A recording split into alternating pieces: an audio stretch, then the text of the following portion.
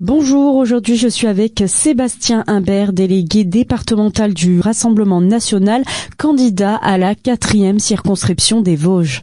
Première question, c'est sur le pouvoir d'achat. Quelles mesures préconisez-vous pour justement préserver le pouvoir d'achat ? Écoutez, on a été, c'est vrai, les précurseurs en matière de pouvoir d'achat, et en tout cas on a été les premiers à en parler dès septembre 2021 par des actions à travers toute la France au moment où le prix de l'essence repartait à la hausse. Nous, ce que nous proposons évidemment, c'est de baisser la TVA de 20% à 5,5% sur toutes les énergies. Alors non seulement les carburants, mais aussi le gaz, l'électricité et le fuel sont pour nous des biens de première nécessité. Et puis nous proposons également sur un panier de 100 produits alimentaires, produits d'hygiène, de passer la TVA à 0% pour finalement redonner du pouvoir d'achat aux Français qui en ont perdu énormément ces dernières années de par la politique d'Emmanuel Macron. Un problème récurrent des Vosges, l'hôpital public et les déserts médicaux. Que proposiez-vous pour améliorer l'offre de soins ? Écoutez, sur la partie déserts médicaux, je pense qu'il faut des incitations un petit peu plus fortes. Alors on a effectivement les maisons de santé qui aujourd'hui sont une réponse, mais on se rend compte dans le département que c'est insuffisant. Je pense que il faut pouvoir salarier les médecins et moduler leur salaire en fonction des zones où il manque des médecins, de manière à ce que dans les zones rurales totalement dépourvues de médecins, on mette plus de moyens. Et puis dans les zones où un peu plus urbaines, bien souvent où il y a suffisamment de médecins, on sera pas du tout sur ce système-là. Mais effectivement, il faut pouvoir les inciter, il faut pouvoir les aider, il faut encourager les internes à effectuer leur stage d'internat dans la ruralité. Et puis il faut redonner des moyens aussi nécessaires à l'hôpital public.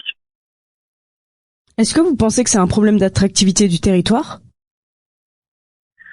Alors l'attractivité du territoire entre aussi en jeu, et c'est pour ça qu'on propose aussi dans les zones dépourvues de médecins, dans les déserts médicaux, de mettre en place, si vous voulez, des aides pour aider les communes à se développer, pour que ces communes puissent derrière devenir attractives.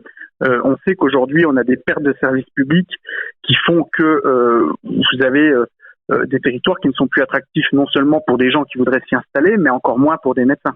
Et que proposez-vous en matière de transport, que ça soit par voie ferroviaire ou pour les routes, et notamment le désenclavement ? Alors écoutez, en matière de transport, nous avons la problématique de la ligne 14, de la ligne ferroviaire 14, qui va falloir rouvrir. Alors effectivement, ce qui peut être handicapant, c'est le fait qu'elle soit ouverte à la concurrence par la suite, parce qu'on sait que évidemment, quand c'est une société privée qui gère, on a derrière une recherche de rentabilité. Donc on perd la notion de service public et ça serait problématique. Évidemment, il faut axer aussi sur le train des eaux qui relie Paris à Vittel et Contrexéville avec une meilleure communication, puisque on sait qu'aujourd'hui il est sous-sollicité par les passagers. Puis évidemment, continuer sur le développement des services publics, surtout arrêter de fermer des guichets en gare, par exemple. Quelle est votre vision de l'écologie, que ce soit éolien ou nucléaire ?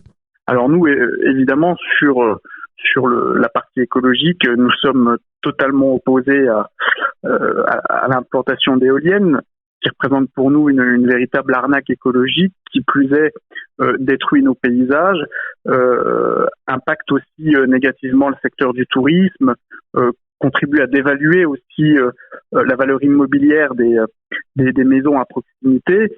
Et finalement n'apporte rien dans le mix électrique français. Je pense qu'il faut investir, en tout cas réinvestir dans le nucléaire, qui est une énergie propre et décarbonée et qui nous permet de garder notre indépendance énergétique.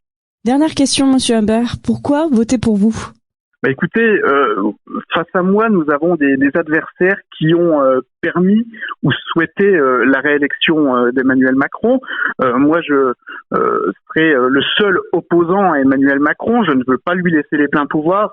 Je me battrai, contrairement à mes adversaires, contre la retraite à 65 ans, contre les restrictions liberté et l'indigne passe vaccinal, qui a notamment été voté par Jean-Jacques Gaultier, contre la suppression des services publics, des lits d'hôpitaux, contre la hausse des prix de l'énergie et contre l'immigration massive, l'insécurité et le laxisme. Je le rappelle, Sébastien Imbert, délégué départemental du Rassemblement national, candidat à la 4e circonscription des Vosges. Merci beaucoup d'avoir répondu à mes questions et d'avoir pris le temps. Merci pour cette interview.